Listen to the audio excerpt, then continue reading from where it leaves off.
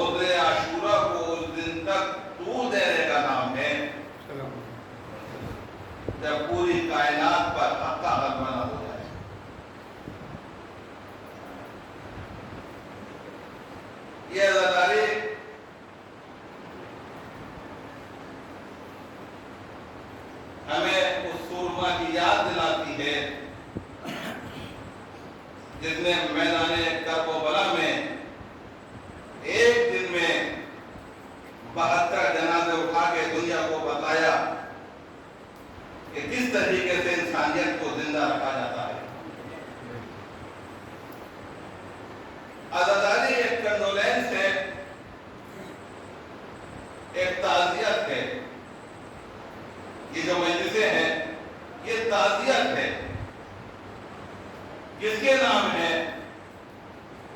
رسول اسلام کے گھرانے کے نام۔ اس کو ہندو بھائی بھی سنے اور آپ حضرات بھی سنے۔ تعزیت میں یہ شرط نہیں ہے کہ جس مذہب کا ماننے والا ہو اس کے یہاں وہی جائے۔ آپ نے یہ دیکھا ہوگا کہ ہمارے یہاں کوئی دنیا سے چلا جاتا ہے تو غیر مذہب کے لوگ بھی آتے ہیں تعزیت دینے کے لیے، اور اگر کسی غیر مسلم کے یہاں کوئی چلا جاتا ہے تو آپ لوگ بھی جاتے ہیں۔ یہ انسانیت کی رسم ہے، مذہب کی کوئی رسم نہیں۔ اب اگر ہماری مجلسوں میں، ہمارے جلسوں میں اگر کوئی غیر مسلم یا دوسرے مذہب کے ماننے والے شریک ہوتے ہیں تو اس کا مطلب یہ ہے کہ دنیا میں اب انسانیت زندہ ہے، انسانیت کو موت نہیں آئی۔ ایک سلامات پڑھے محمد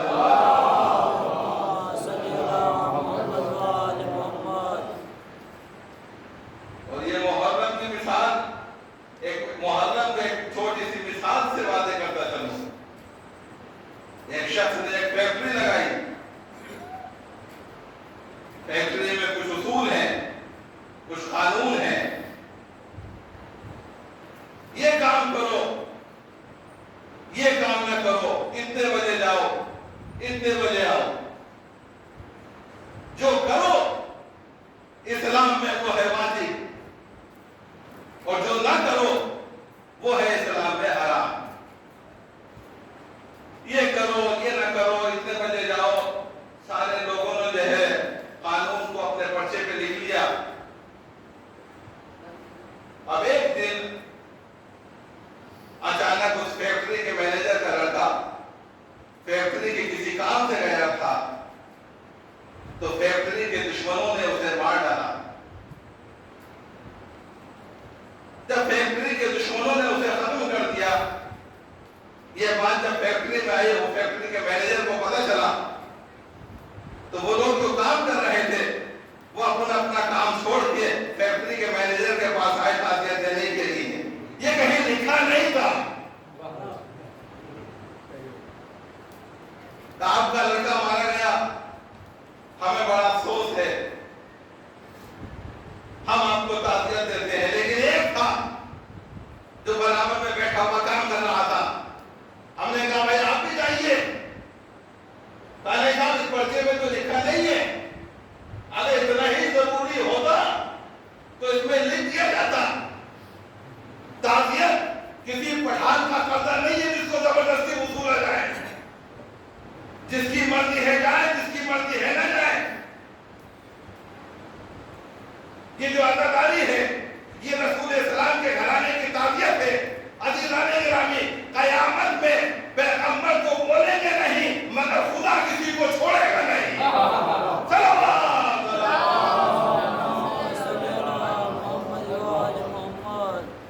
اس سے بہتر صلوات پڑھیں۔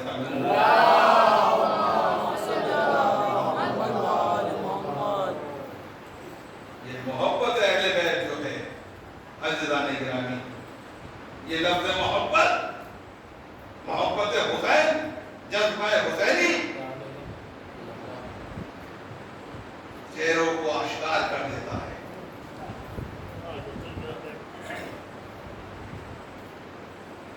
چہروں کو بتا دیتا ہے کس کے دل میں واقع حسین کی محبت ہے اور کس کے دل میں واقع حسین کی محبت نہیں ہے۔ اس لفظ محبت سے اگر کوئی سیاست کرے گا تو سید الشہداء اس کے چہرے کی نقاب کو اتار کے رکھ دیں گے۔ ہمیں حسین میں شامل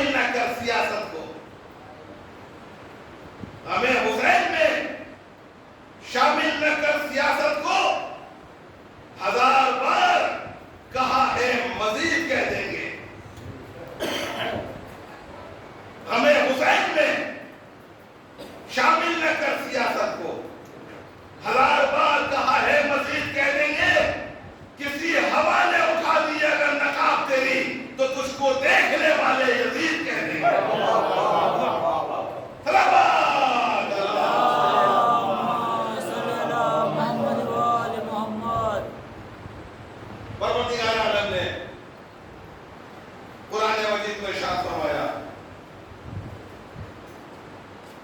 ہم نے نور کو بھیجا ہے اور ہم نے کتاب کو بھیجا ہے. پروردگار عالم نے قرآن مجید کو ایک دستور العمل کے مطابق بھیجا تاکہ انسان اگر کسی زمانے میں اپنے ہادی سے اپنے رہنما سے ڈائریکٹ ملاقات نہ کر سکے کوئی ایک ایسا ہادی موجود ہو جس کے ذریعے سے مرضی معبود کو کشف کر سکے.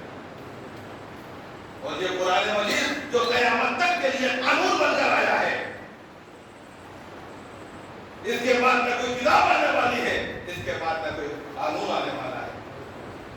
ہم قرآن مجید کو کہاں تک سمجھ سکتے ہیں؟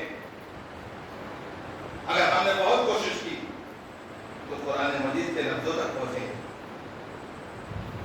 اگر اور ہم نے کوشش کی تو قرآن مجید کے معنی تک پہنچیں گے. قرآن مجید وجود لفظی کا نام نہیں, قرآن مجید وجود کتبی کا نام نہیں. قرآن مجید کو گلے میں ڈال لینے سے قرآن والا نہیں بن جاتا. قرآن مجید کو حافظے کے زور پہ رکھ لینے سے اہل قرآن نہیں بن جاتا. یہ لالب کتاب ہے, یہ بے عیب کتاب ہے. میرے مالک جب یہ لالب کتاب ہے تو پھر کسی ایسے مفسر کو بھیج جو بے عیب ہو تاکہ اس بے عیب کے ذریعے سے اس لالب کتاب کو سمجھ سکے. ورنہ یہ دنیا جس کا دامن خود عیوب سے داغدار ہو وہ اس لالب کتاب کو کیا سمجھا سکتے ہیں؟ اور جب لالب کتاب کو سمجھا نہیں سکتے تو مرتے مر جائیں, قرآن کافی نہیں ہو سکتا. یہ لالب کتاب ہے, یہ بے عیب کتاب ہے. اس لیے تو میں کہا کرتا ہوں کہ اگر قرآن کتاب ہے تو علی ایمان ہے, اگر قرآن علم ہے تو علی عالم ہے, اگر قرآن علم ہے تو علی حلیم ہے, اگر قرآن صبر ہے تو علی صابر ہے, اگر قرآن شکر ہے تو علی شاکر ہے, اگر قرآن لا ریب فیہ تو علی لا شک فیہ, اگر قرآن اللہ کی طرف سے آیا تو علی بھی اللہ کی طرف سے آیا, اگر قرآن مصطفیٰ کے پاس آیا تو علی بھی مصطفیٰ کے پاس آیا, اگر قرآن میں نظر کرنا ہے عبادت تو علی کے چہرے پہ نظر کرنا ہے عبادت, اگر قرآن کلام اللہ ہے تو علی لسان اللہ ہے, اللہ ہے وجہ اللہ.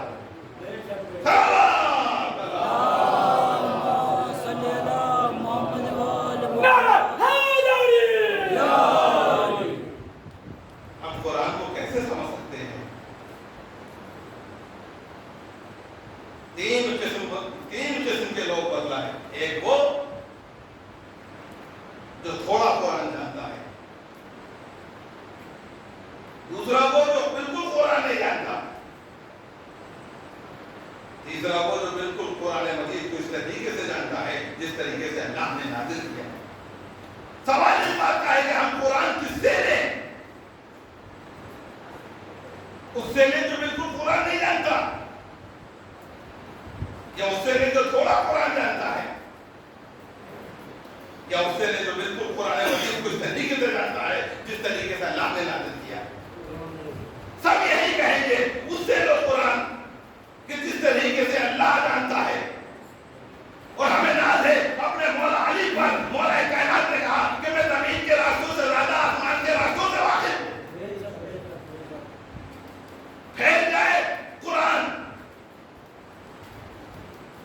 تو نقطہ بن جائے, سمجھ جائے تو نقطہ بن جائے, پھیل جائے تو 30 پاروں کا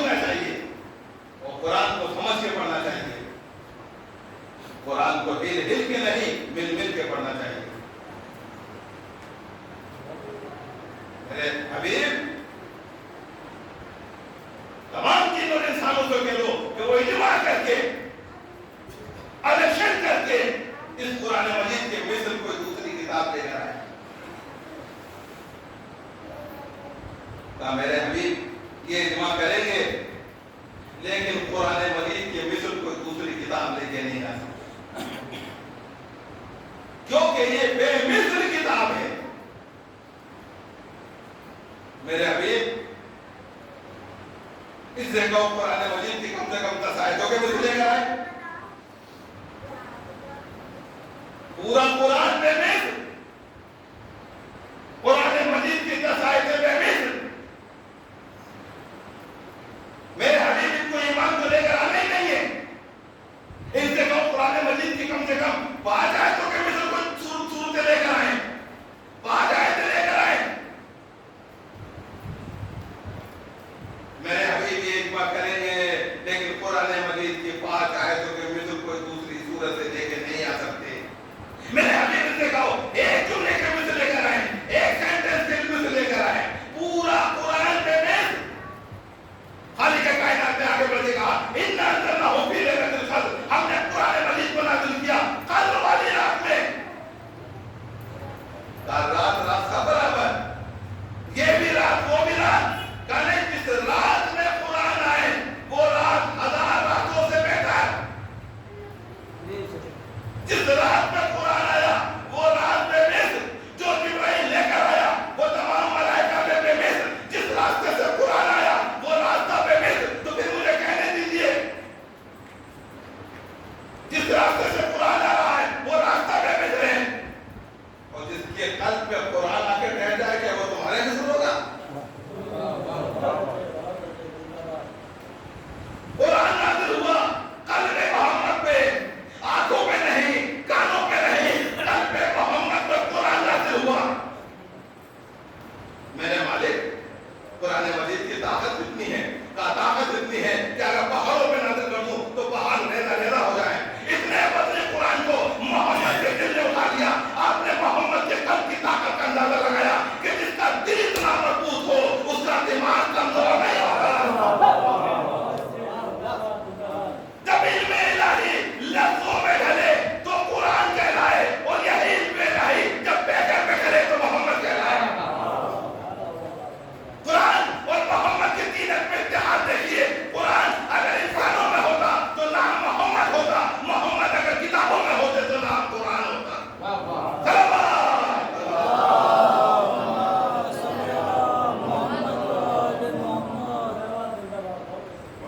ایسا نہیں، آج دنیا میں کتنے مصنفین ہیں، ہے نا، سب صاحب کتاب۔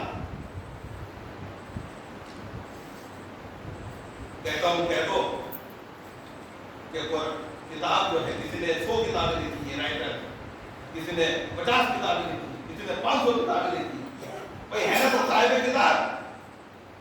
کہتا ہوں تو کہہ دو کتاب جو ہے تمہاری قرآن مجید کے مثل، کہتے کہ بھائی ایک کسی کے منہ میں طاقت جو یہ کہے کہ میری کتاب قرآن مجید کے مثل، ایسا نہیں، تمہاری کتاب قرآن مجید کے مثل نہیں ہو سکتی، کیونکہ یہ بے مثل کتاب ہے، یہ لالے قرآن ہے۔ قرآن مجید اس نور کا نام ہے جو قلب محمد پہ نازل ہوا۔ دنیا نے قرآن مجید کو پڑھا تو، لیکن رسول کی اس حدیث پہ عمل نہیں کیا۔ رسول نے کہا تھا کہ میں 2 گراٹھا میں چیزیں چھوڑے جا رہا ہوں، ایک قرآن اور ایک علم ہے۔ اگر دونوں کے دامن کو پکڑے رہو گے تو نجات پیدا ہوگی، اور اس میں سے کسی ایک کو چھوڑ دیا تو گمراہ ہو جاؤ۔ لوگوں نے ہر کتاب کا قرآن کا دعویٰ کر دیا، ہمارے لیے خالی کتاب کافی ہے، اہل علم کی ضرورت نہیں ہے۔ قدم قدم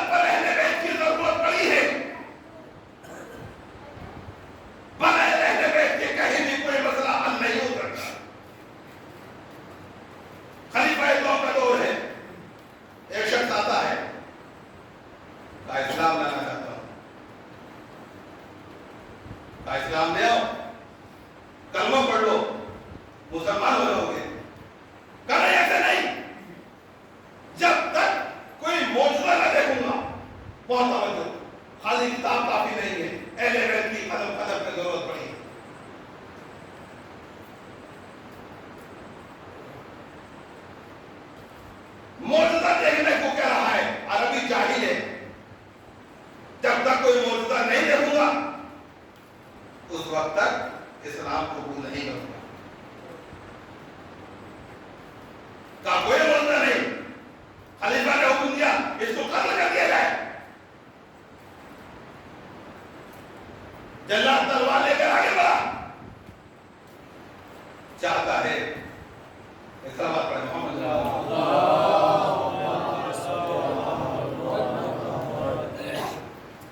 چاہتا ہے کہ عربی کی سر کو جدا کرے. عرب کا دستور تھا مہمان کی عزت کی جاتی تھی. خالی کتاب کافی نہیں ہے. ذہنوں میں مجھے کچھ کھانا ہے, پانی پینا ہے. عربی نے کہا نہیں کھانا نہیں. کہا پانی پینا ہے. کہاں پانی پینا ہے. کوزے میں پانی آیا. کہا لو پانی پی لو. عربی کے ہاتھ میں گلاس ہے, گلاس میں پانی ہے. کالے پانی پی لے. ایک مرتبہ عربی کے ہاتھ میں گلاس ہے. خلیفہ نے حکم دیا جب تک یہ پانی نہ پی لے اس وقت تک اس کو قتل نہ کرنا. عربی نے گلاس کو دیکھا, گلاس کے اندر کے پانی کو دیکھا. ایک مرتبہ گلاس کو زمین پہ پھینک دیا. گلاس ٹوٹ گیا, پانی بہ گیا, مسئلہ پھنس گیا. خلیفہ نے حکم دیا جب تک یہ پانی نہ پی لے, یہ پانی نہ پی لے اس وقت تک اس کو قتل نہ کرنا. لوگ پریشان ہو گئے. آئے مولا کائنات کے بعد کہا کیا بات ہے, پورا مسئلہ بتایا. مولا کائنات آئے. ایک مرتبہ عربی نے مولا کائنات کو آتے ہوئے دیکھا.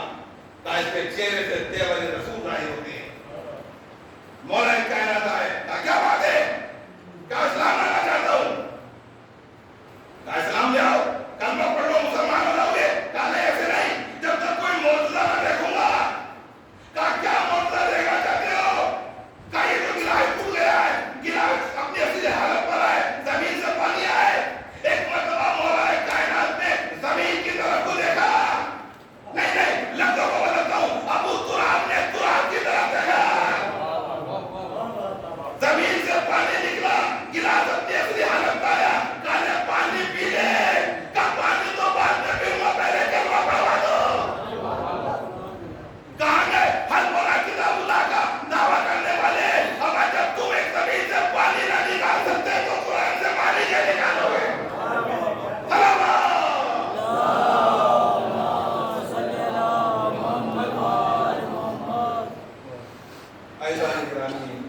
مولا کائنات کی اولاد کی کربلا کے میدان میں اسلام کے کام آئی ہے.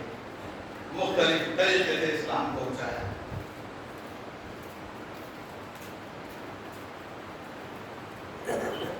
مولا کائنات میں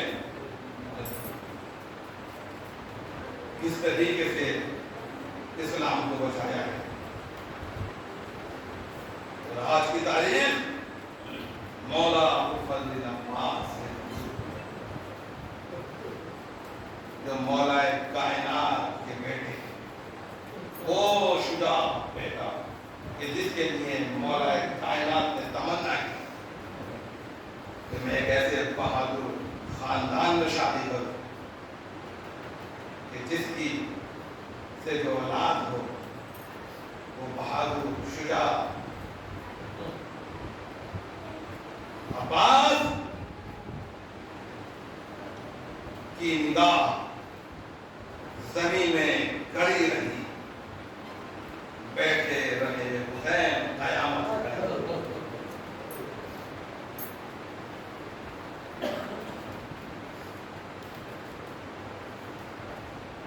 ہم تو زندہ ہیں فقط. کیا بات ہے. بات مولا کائنات سے چل جو مولا ابو فضل عباس کا آگے ہوئی.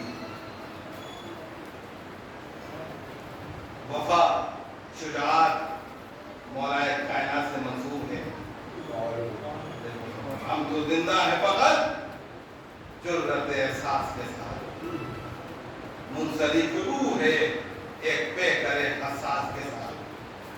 تو نہیں ملتی زمانے میں تجھے ڈھونڈایا، کیا وفا تجھ کو بھی نیند آ گئی عباس کے سامنے؟ یہ جو ہم علم نکالتے ہیں مولا ابوالفضل عباس سے منسوب، بڑی عظمت ہے۔ دنیا نے چاہا تھا کہ مولا ابوالفضل عباس کے دونوں ہاتھ قلم ہو جائیں گے تو علم نہیں رہے گا۔ آج لاکھوں علم دنیا میں نکل رہے ہیں مولا ابوالفضل عباس کے نام پر۔ دشمن نے صرف 2 ہاتھوں کو قطع کیا تھا علم کے خاطر، لیکن آج وہ علم دنیا کے ہر گوشے گوشے سے نکل رہا ہے۔ اس علم کی بڑی اہمیت ہے، اس علم کی بڑی اہمیت ہے۔ اس علم کو معمولی مت سمجھیے، اس کے سائے میں جو دعا مانگی جاتی ہے وہ دعائیں قبول ہوتی ہیں۔ مولا ابوالفضل عباس باب الحوائج کا واسطہ دے کے جب آپ دعا مانگیں گے، ہر ملک کا کوئی نہ کوئی نشان ہوتا ہے۔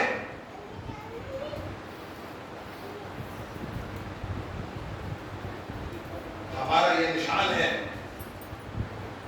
مولا ابوالفضل عباس کا علم۔ اس علم کو رسول اسلام نے بلند کیا، اسی علم کو مولا کائنات نے بلند کیا۔ یہی علم امام حسن نے بلند کیا، امام حسین علیہ السلام کے ہاتھوں میں رہا، اور امام حسین علیہ السلام نے اسی علم کو مولا ابوالفضل عباس کے ہاتھوں میں دیا۔ کیا عجیب و غریب شاعر نے کہہ دیا، اب یاد آ گئے تو سناتا چلوں آپ کو،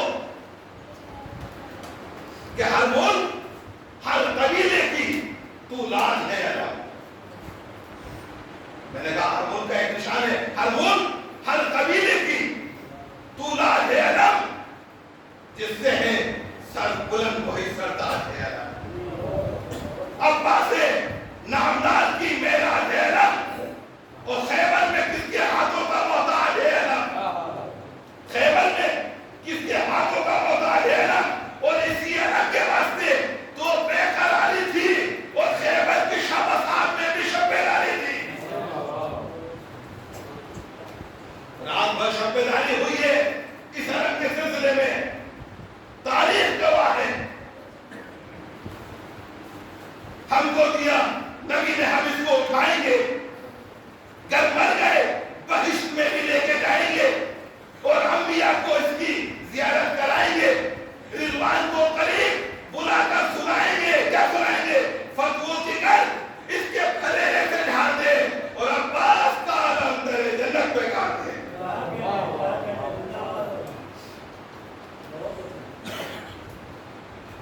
عباس زینب کے دل کی دھڑکن کا نام ہے، عباس ام کلثوم کے دل کا سہارے کا نام ہے۔ کربلا میں جو تھا اس کو عباس پر بڑا بھروسہ تھا۔ جب یہ قافلہ مدینے سے چلا ہے،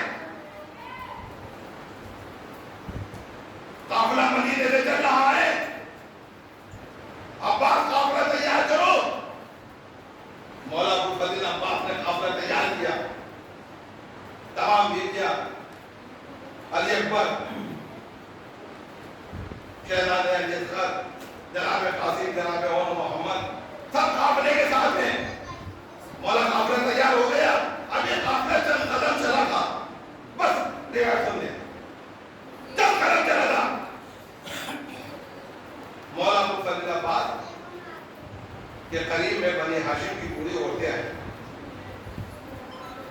کہا عباس ہمیں آقا حسین سے کچھ کہنا ہے، کوئی بات کرنی ہے، تھوڑی دیر کے لیے قافلہ روکو۔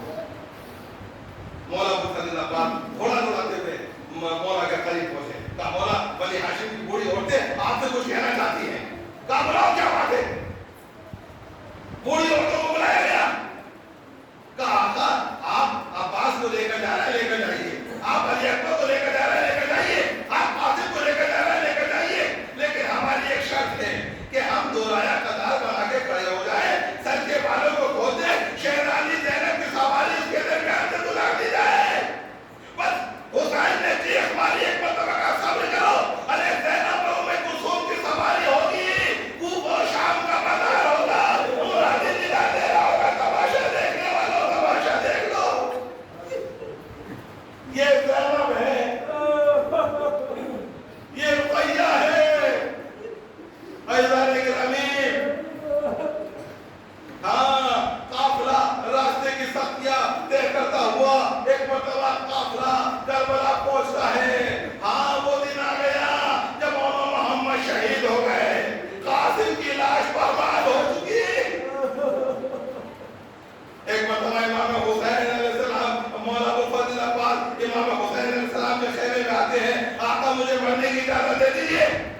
عباس میں تمہیں کیسے ماننے کی اجازت دے دوں؟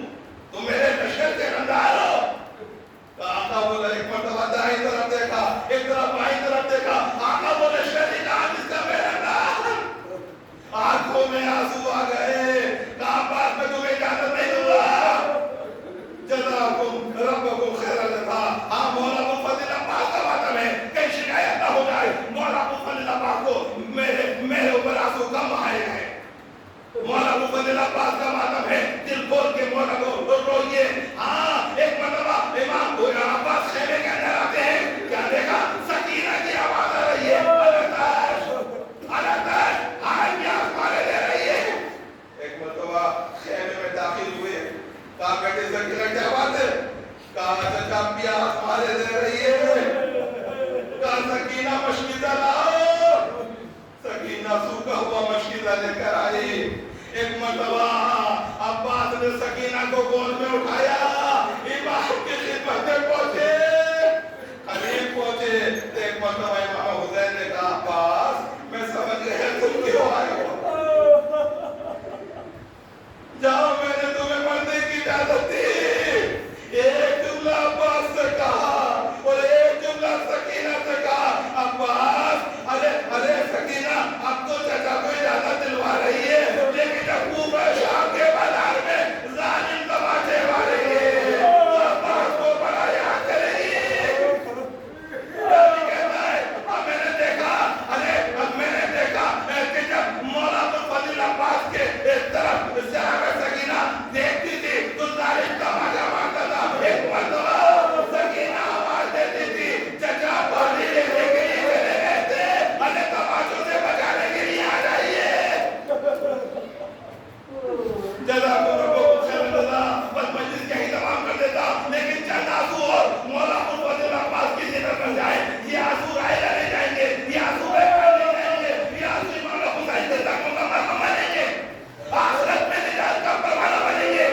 بس میں نے آپ کی طاقت کو تمام کیا۔ عزیزان گرامی، بس امام حسین نے اجازت دی، عباس علم کو لے کر مشیدے کو لے کر چلے۔ ارے ایک مرتبہ میدان میں آئے، ظالموں نے گھیرا مشیدے کو، بھلا مولا ابو فضل عباس نے مشیدے کو لیا۔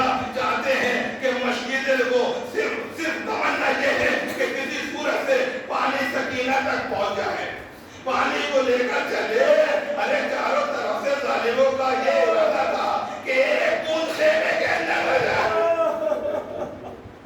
خیمے کے اندر دولت سے علاقش کی صدا آ رہی ہے۔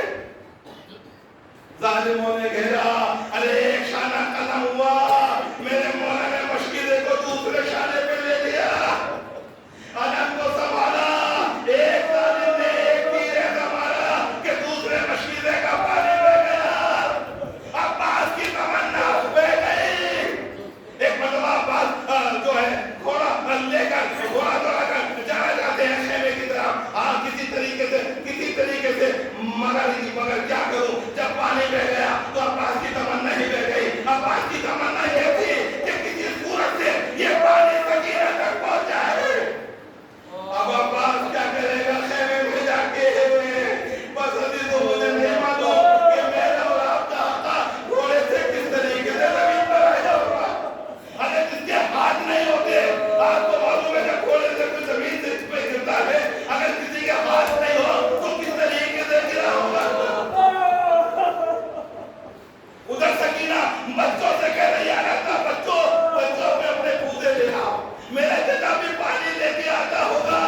ارے ادھر سے حسین چلے، عباس کے قریب آئے، علم کو لیا۔ ایک مرتبہ کیا کہے مولا ابو فضل عباس نے عجیب جملہ کہا، آقا میری لاش کو خیمے میں بندے کے سکینہ سے پانی کا وعدہ کرنے لگے تھا۔ بس عزیزو، بس مولا ابو فضل عباس کے علم کو اٹھایا، ارے خیمے کی طرف چلے۔ ادھر بچوں سے سکینہ کہہ رہی تھی، بچوں میرا چچا آ رہا ہے، علم قریب آتا جاتا تھا، بچوں کی تمنائیں بڑھتی چلی جاتی تھی، چھوٹے چھوٹے پوزے دیے پہ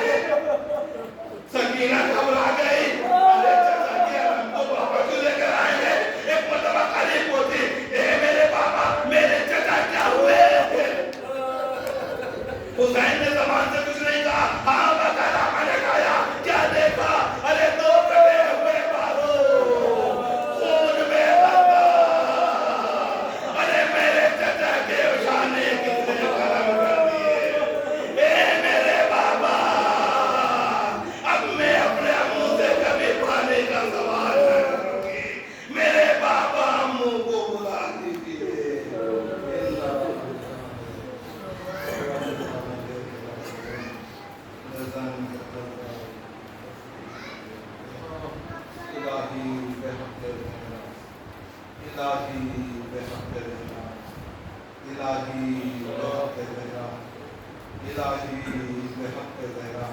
والے والے ہماری عبادت کو قبول کرنا، والے والے جو بے روزگار ہے ان کی روزی ان کی روزی عطا کرنا، والے والے افراد جو پریشان حال ہیں ان کی پریشانیوں کو دور کرنا، والے والے مولا فضل آباد کے سلسلے میں جو حضرات بے اولاد ہیں ان کو اولاد صالح اولاد نگینہ عطا کرنا، امام زمانہ کے